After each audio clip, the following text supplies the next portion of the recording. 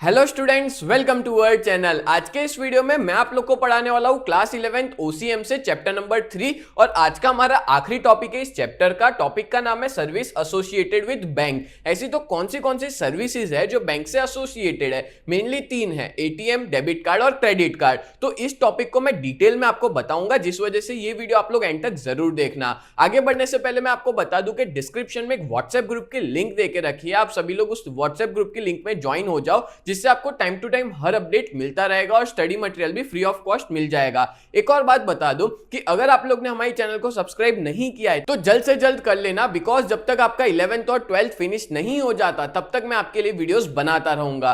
तो शुरुआत करते हैं आज के हमारे इस टॉपिक की। जैसा कि मैंने कहा कि बैंक जो है वो मेनली तीन तरह की सर्विसेज प्रोवाइड करती है, इसके अलावा और भी है, बट तीन देके रखिए, एटीएम, क्रेडिट कार्ड और डेबिट कार्ड। और तीनों चीज को मैं डिटेल में बताऊंगा। बहुत से बच्चों को दिक्कत होती है कि सर क्रेडिट कार्ड और डेबिट कार्ड में क्या फर्क होता है, एटीएम कार्ड में क्या फर्क होता है। हर एक चीज का मैं डिटेल में बताऊंगा कि तीनों के बीच में डिफरेंस क्या क्या है। ठीक है, चलो सबसे पहले शुरुआत करें तो एटीएम। यहाँ पे ना सिर्फ एटीएम की बात की गई है, यानी कि इसका फुल फॉर्म होता है ऑटोमेटिक टेलर मशीन। आपने देखा ही होगा, आप कभी गए भी होंगे, आपने शायद पैसे निकाले भी होंगे एटीएम से। ठीक है, तो एटीएम में होता क्या है, पहले नॉर्मली आपको समझा देता हूं, फिर लिखा हुआ है ना वो समझाता हूं। देखो, बैंक जो है ना वो या तो डेबिट कार्ड देती है या तो एटीएम कार्ड देती है। ठीक है, इन दोनों से ही हम लोग क्या कर सकते हैं, एटीएम से पैसा निकाल सकते हैं। ठीक है, अब मान लो आपने अपना बैंक अकाउंट ओपन करवाया, वहां से आपको एटीएम कार्ड दिया गया, ठीक है, और डेबिट कार्ड दिया गया, कोई भी है। ठीक है, आप जाते हो एटीएम में और उसमें जाकर के कार्ड को डालते हो और वहां से आप पैसा जो है वो निकाल लेते हो। दैट्स इट, इतना सिंपल होता है। और इसमें एक पिन नंबर होता है, वो आपको पिन नंबर डालना होता है, उसके बेसिस पे आपका जो पैसा है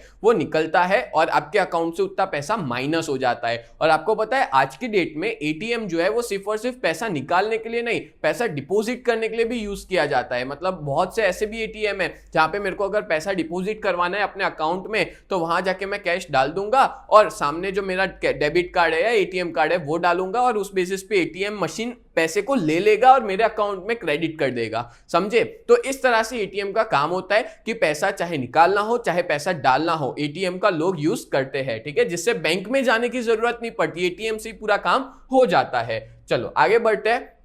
बैंक अकाउंट होल्डर को ये फैसिलिटी प्रोवाइड की जाती है एटीएम की। अगर आपका बैंक अकाउंट है तो आप एटीएम को यूज कर सकते हो। ठीक है, when the customer needs he can withdraw the minimum amount decided by the bank. हाँ, पर ऐसा नहीं है कि मेरे को 1 लाख रुपए निकालना है तो एटीएम से निकाल दो। उसमें एक लिमिट होती है कि आप एक दिन में इतने लिमिट का ही पैसा निकाल सकते हो, या तो फिर आप अपने बैंक में बैलेंस है उससे ज्यादा नहीं निकाल सकते, उससे कम निकाल सकते हो। जैसे मान लो कि मेरे बैंक में 20,000 बैलेंस है, मेरे को 10,000 रुपए निकालना है तो मैं निकाल सकता हूं। ठीक है, पर 5,000 बैलेंस है और 10,000 निकालना है तो क्या हो सकता है? नहीं हो सकता। ठीक है, तो ये चीज याद रखना। दो चीजें, एक नंबर 1 कि आपका जो अमाउंट होता है उसकी लिमिट फिक्स होती है कि आप एक दिन में इतना ही पैसा निकाल सकते हो एटीएम में। नंबर 2, आपका जो बैलेंस है उससे ज्यादा नहीं निकाल सकते, उसके कम निकाल सकते हो। क्लियर? चलो आगे बढ़ते हैं। नेक्स्ट पॉइंट है the bank account holder can withdraw limit amount from his account under the daily withdrawal limit. मैंने जैसा कि कहा कि कोई भी बैंक अकाउंट होल्डर होता है उसकी एक डेली विड्रॉल लिमिट होती है, उससे ज्यादा वो निकाल नहीं सकता। और इस चीज का लिमिटेशन ये है कि जो मैक्सिमम विड्रॉल अमाउंट है सिंगल टाइम में, वो भी बैंक जो है वो फिक्स कर देती है कि जैसे एक दिन में मैं 10,000, 15,000 या 20,000 बैंक ने ऑलरेडी फिक्स करके रखा होता है कि मैं मैक्सिमम इतने ही पैसे निकाल सकता हूं बैंक में से, सॉरी एटीएम में से। ठीक है, बैंक जाने की जरूरत नहीं है। The bank provide ATM card to the customer. अब देखो, एटीएम कार्ड भी बैंक के द्वारा दिया जाता है। देखो, एटीएम कार्ड अलग होता है और डेबिट कार्ड अलग होता है। अभी मैं आपको एटीएम कार्ड के बारे में बता देता हूं। अगर आपने अकाउंट ओपन किया है तो आपको एटीएम कार्ड भी मिल सकता है या डेबिट कार्ड मिल सकता है, आप जो डिमांड करोगे आपको दिया जाएगा। ठीक है, अब मान लो आपको एटीएम कार्ड मिला, तो एटीएम कार्ड खाली और खाली इसके लिए होता है कि एटीएम से पैसे निकालने के लिए। पर डेबिट कार्ड का यूज आप एटीएम से पैसे निकालने के लिए भी यूज कर सकते हो, कहीं शॉपिंग कर रहे हो तो स्वाइप करके पैसा भी कटवा सकते हो। ठीक है, ऑनलाइन शॉपिंग के अंदर भी आप डेबिट कार्ड का यूज करके आप ऑनलाइन शॉपिंग कर सकते हो। पर एटीएम कार्ड का खाली यूज होता है एटीएम से पैसे निकालने के लिए या डिपॉजिट करवाने के लिए। क्लियर हो गया? और यहाँ पे जो कस्टमर होता है ना, उसको एक सिंगल पिन दिया जाता है, ठीक है, सीक्रेट पिन दिया जाता है, और वो सीक्रेट पिन किसी को पता नहीं होता, वो कस्टमर को ही पता होता है, और जो कस्टमर है वो जब चाहे तब चेंज कर सकता है उस सीक्रेट पिन को, ठीक है। Money can withdrawal from the ATM of the other bank also, हम लोग कोई और बैंक के एटीएम से भी पैसा निकाल सकते हैं। जैसे मान लो मेरा अकाउंट एसबीआई में, ठीक है, मैं बैंक ऑफ बड़ौदा या एक्सिस बैंक के एटीएम से पैसा निकालना चाहता हूं तो वो पॉसिबल है। और इसमें क्या होता है, कुछ एक्स्ट्रा चार्ज पे करना पड़ता है क्योंकि मैं दूसरी बैंक के एटीएम से पैसा निकाल रहा हूं, दैट्स इट। और बहुत मिनिमम चार्ज होता है, बहुत ज्यादा चार्ज भी नहीं होता, ठीक है, क्लियर हो गया। तो एटीएम क्या प्रोवाइड करता है, पैसे निकालने हो तो पैसे निकाल भी सकते हैं, डिपॉजिट भी करवा सकते हैं। पहले ऐसा था कि खाली बैंक एटीएम से हम लोग पैसा निकाल सकते थे, बट आज की डेट में ऐसे भी एटीएम आ गए जहां पैसा डिपॉजिट होता है। और एटीएम का फुल फॉर्म क्या है, ऑटोमेटिक टेलर मशीन। बोलो, क्लियर हो गया। आपको पता है मैं जितना जितना बोलता हूं ना, अगर आप लोग उसको ध्यान से सुन लेते हो तो आपके पूरे कंसेप्ट बहुत अच्छे से क्लियर हो जाएंगे, ठीक है। चलो नेक्स्ट बढ़ते हैं क्रेडिट कार्ड। इसके बारे में ना बहुत सारे लोग को कंफ्यूजन्स, डाउट्स होता है कि सर क्रेडिट कार्ड एक्चुअली में क्या है। तो देखो मैं मेरा एग्जांपल देके समझाता हूं, ठीक है। फॉर एग्जाम्पल मेरे को चाहिए credit card. Basically credit card के नाम से ही आपको पता चल जाता होगा कि ये उधार देता है। क्रेडिट मतलब उधार देना, ठीक है, उधार दे रहा है, जो पैसा मेरा नहीं है फिर भी मैं उस पैसे को यूज कर सकता हूं। से फॉर एग्जाम्पल मेरे को ना डेबिट कार्ड, क्रेडिट कार्ड चाहिए, ठीक है, मेरे को ऐसा है क्रेडिट कार्ड चाहिए, उसमें क्रेडिट पॉइंट्स मिलते हैं, बहुत फायदा भी होता है क्रेडिट कार्ड का। पर मैं एग्जांपल देता हूं, मान लो कि मेरे को क्रेडिट कार्ड चाहिए एसबीआई का, ठीक है, एसबीआई का क्रेडिट कार्ड चाहिए, ठीक है।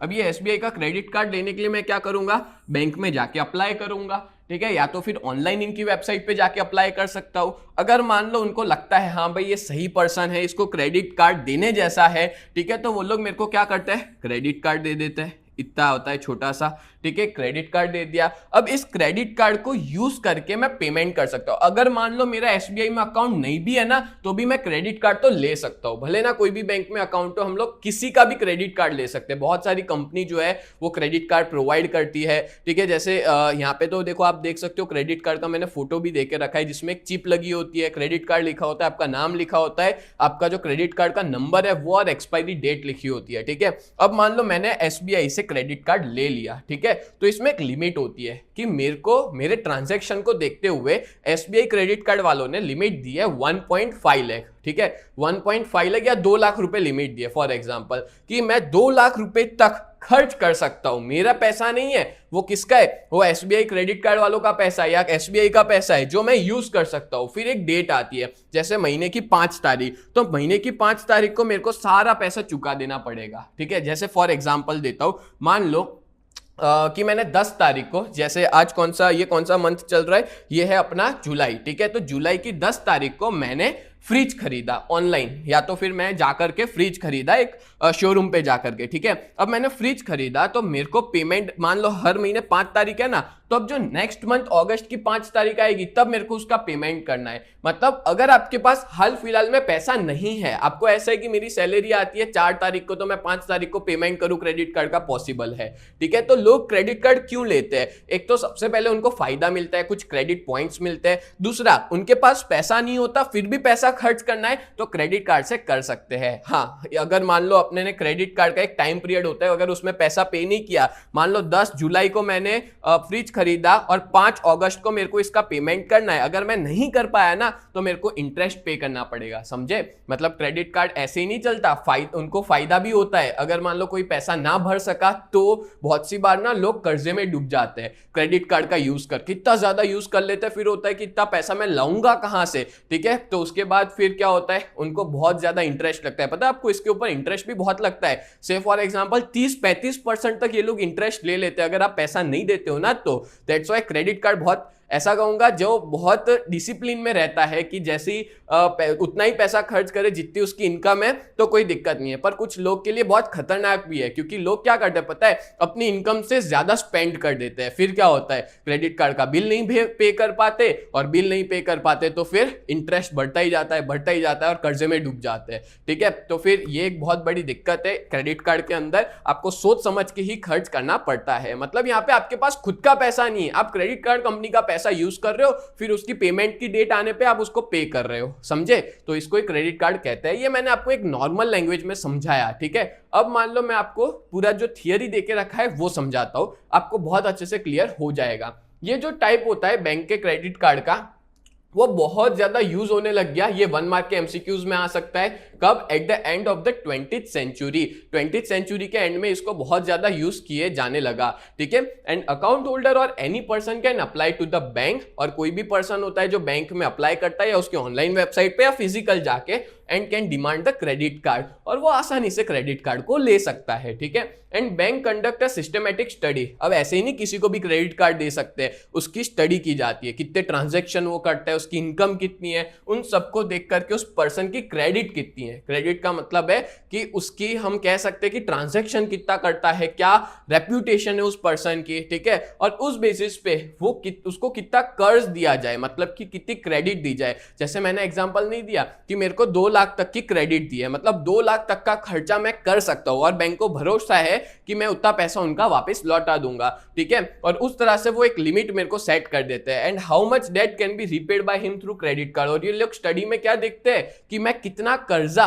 वापस पे कर सकता हूं बैंक को, ठीक है। और उस बेसिस पे वो लोग पूरी स्टडी करते हैं, बेसिस ऑफ स्टडी, और इसी स्टडी के बेसिस पे बैंक मेरे को क्रेडिट कार्ड इशू करता है with a pre decided limit. पहले से एक लिमिट दे रखी होती है कि मैं कितना ज्यादा पैसा खर्च कर सकता हूं। जैसे मैंने बताया 2 लाख रुपए, तो 2 लाख के अंदर मैं जितना चाहूं उतना खर्च कर सकता हूं, उससे ज्यादा नहीं कर सकता, वो मेरी क्रेडिट लिमिट है, ठीक है। When he makes a purchase, the amount from his account will be debited. Account मतलब किसकी बात कर रहे हैं? क्रेडिट कार्ड के अकाउंट की। जो क्रेडिट कार्ड का अकाउंट होता है ना, वहां से वो अमाउंट डेबिट हो जाती है, और जो भी सेलर होता है उसके अकाउंट में क्रेडिट हो जाती है। और आखिरी में एक बैलेंस स्टेटमेंट भेजा जाता है कार्ड होल्डर को एक फिक्स टाइम पे। मैंने बताया ना, जैसे हर महीने की 5 तारीख पे मैंने लास्ट मंथ में जितना भी खर्चा किया है ना, उसका बिल आ जाता है। मतलब कि 5 तारीख तक मेरे को क्या करना है, वो पेमेंट कर देना है। पहले करना चाहूं तो कर सकता हूं, पर 5 तारीख तक तो वो जितना भी उधार का मैंने पैसा लिया था, उधार का क्यों? क्योंकि वो मेरा तो था नहीं, मैंने फ्रिज खरीदा उनके पैसों से,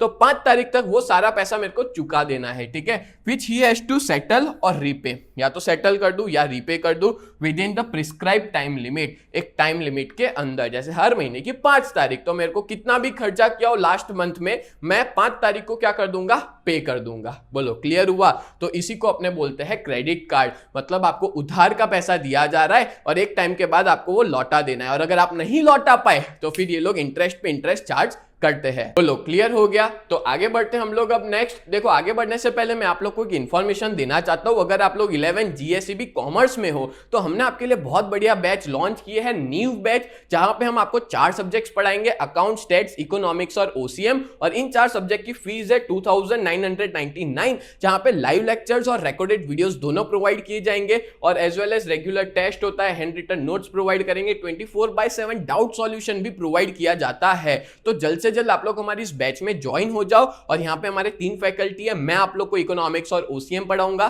कल्पेश सर आपको अकाउंट्स पढ़ाएंगे, हेमल सर आपको स्टैटिस्टिक्स पढ़ाएंगे। इस तरह से हमारी बहुत ही बढ़िया टीम है, बहुत बढ़िया तरीके से पढ़ाते हैं। और अगर मान लो आप हमारी वेबसाइट पे विजिट करना चाहते हो तो www.ugt.co.in ये हमारी वेबसाइट है, आप यहां पे जाके विजिट कर सकते हो।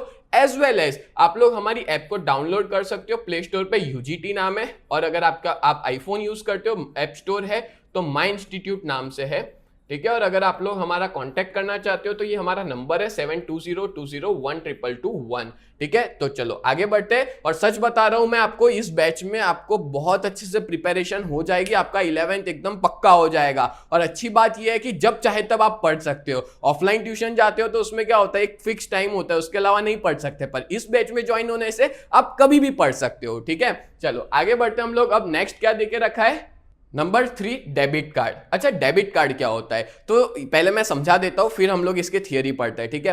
देखो, बेसिकली हमने क्रेडिट कार्ड पढ़ा था। क्रेडिट कार्ड में क्या देखा था कि मेरा अकाउंट है या नहीं बैंक में, मैं उसका क्रेडिट कार्ड ले सकता हूं, ठीक है। और उसमें क्रेडिट लिमिट होती है, उतना ही मैं खर्च कर सकता हूं, जो कि मेरा पैसा नहीं है, उनका पैसा है, जो मैं पहले खर्च कर रहा हूं और बाद में उसकी पेमेंट कर रहा हूं।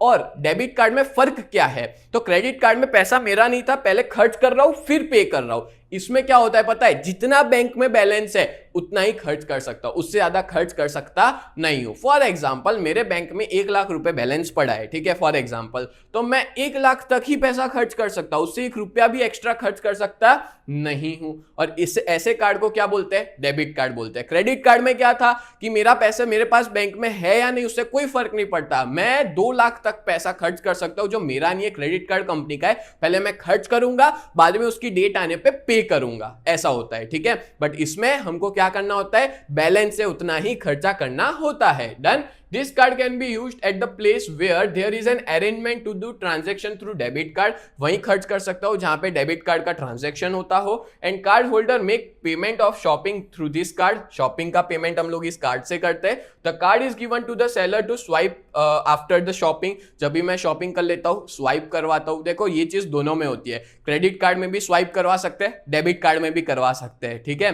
And the billing amount is debited to the account of the card holder. मतलब कट हो जाएगी, डेबिटेड मतलब कट जाना, ठीक है, जो पैसा है वो कट जाएगा किसके अकाउंट से, जो भी कार्ड होल्डर है जिसने खर्चा किया है, यानी कि जिसने खरीदी है, शॉपिंग की है, ठीक है। And the card holder can spend only from the available balance in his account. उसके बैंक में जो बैलेंस है, ठीक है, उतना ही वो पैसा खर्च कर सकता है। और यहां पे मेरा जिस बैंक में अकाउंट होता है ना, मैं उसी का ही डेबिट कार्ड ले सकता हूं, उसके अलावा और कोई बैंक का डेबिट कार्ड नहीं ले सकता। ये चीज याद रखना, क्रेडिट कार्ड में ऐसा नहीं होता। मैं क्रेडिट कार्ड में कोई भी बैंक का क्रेडिट कार्ड ले सकता हूं, कोई फाइनेंस कंपनी का भी क्रेडिट कार्ड ले सकता हूं, ठीक है। क्लियर हो गया। तो ये फर्क होता है डेबिट कार्ड और क्रेडिट कार्ड में। तो इस तरह से आज के इस लेक्चर में मैंने 3 चीजें समझाई आपको। एटीएम क्या होता है, एटीएम कार्ड क्या होता है, क्रेडिट कार्ड क्या होता है, डेबिट कार्ड क्या होता है। तो उम्मीद करता हूं ये पूरा वीडियो आपको बहुत अच्छे से समझ में आया होगा। तो ऐसे ही वीडियोस देखने के लिए आप लोग हमारे चैनल को सब्सक्राइब करें। तो मिलते हैं नेक्स्ट वीडियो में, तब तक के लिए bye and thank you so much.